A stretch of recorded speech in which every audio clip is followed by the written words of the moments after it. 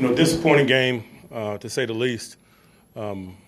Just to be blunt, man, we're getting handled up front on both sides of the ball, and that makes it difficult. It makes it difficult to do what we desire to do. It makes it difficult to maintain balance. It makes it difficult to dictate to our opponents, what happens or what happens next. And so, it's going to be tough sledding for us until we get better in that area.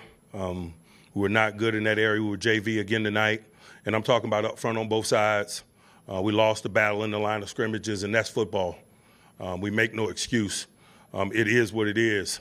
We got to be better than we were. We'll turn over every stone to do that. We got a long week coming up between this and our next one. We'll make good use of that time and assess not only what we're doing, but who we're doing it with. We had 2 injuries in the game. TJ went down with a groin. Alex Highsmith went down with a quad. So, we got thin at that spot. But just disappointed. But such is life. We won't blink. Questions? Aren't you severely limited, though, on both sides of the ball with what you can do in the trenches? What do you mean? In terms of personnel? We're limited tonight. We got 10 days, 11 days, or whatever between now and our next one. So we'll do whatever we can to strengthen ourselves. Was there a difference between first and second half in the trenches, or was it just them up 29-0? We stayed in the fight, but they're up 29 damn points at halftime. So, whatever it was. You guys have had a couple games this season where there have been second half comebacks. What is it that's keeping you guys from starting fast so that you're not in? We're getting beat in the line of scrimmage on both sides of the ball, like I opened this with.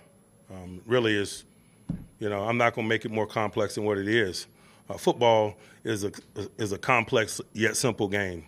You got to whoop blocks, you got to make tackles, you got to sustain blocks. You got to make sure your power is falling in the right direction.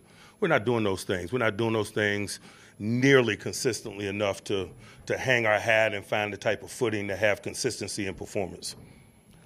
Mike, it looked like you bench Chase Claypool for a while. I did. Is that because of the penalty? Yes. Was the message served? Did you feel like it? We'll see. You went with Strobel a little bit with Buddy Johnson in. Was that still wrong? Trying to keep him Man, we're not whooping enough tail, We're not striking enough. We're not making the power fall the right direction enough. And so I'd be remiss.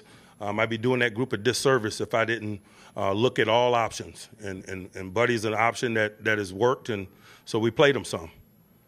You also had Marcus Allen out there. Was that kind of Same.